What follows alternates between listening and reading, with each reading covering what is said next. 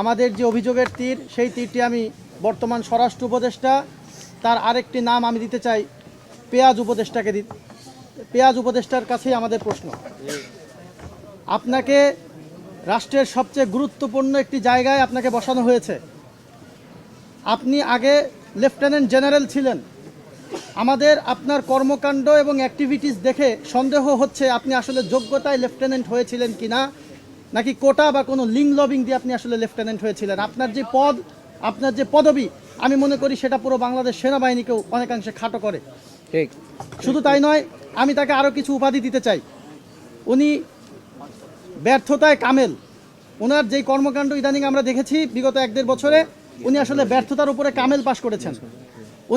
উনি ওনার অযোগ্যতায় উনি পরিপূর্ণভাবে সফল হয়েছেন।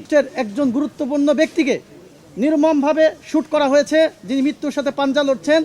তার অপরাধীদেরকে যখন গ্রেপ্তারের প্রশ্ন করা হয়েছে, এই বিষয়ে তিনি আসলে তাৎক্ষণিক কোনো প্রতিক্রিয়া ব্যক্ত করেননি। শুধু তাই নয়, যখন অপরাধী পালিয়ে গেছে তারপরে তিনি ঘোষণা করছেন যে অপরাধীকে গ্রেপ্তার করে দিতে পারলে 50 লক্ষ টাকা পুরস্কার দিবেন। এর মতো প্রহসন, এর মতো তামাশা জাতির সাথে আর কেউ করেছে বলে আমরা দেখি নাই। আমরা বলতে চাই, আপনি ইতিমধ্যে আপনার ব্যর্থতার 16 কলা পূর্ণ করেছেন। ব্যর্থতায় কামেল পেঁয়াজ উপদেষ্টা, আপনি যদি পদত্যাগ না করেন, আপনাকে ঘাড়ে ধরে পদত্যাগ করানো হবে, আপনাকে বাধ্য করা হবে পদত্যাগ করতে। আপনার কোনো যোগ্যতা নাই, কোনো কমন সেন্স নাই রাষ্ট্রের স্বরাষ্ট্র উপদেষ্টা হিসেবে থাকার, যিনি আইন শৃঙ্খলা নিরাপত্তা নিশ্চিত করতে পুরোপুরি ব্যর্থ হয়েছেন।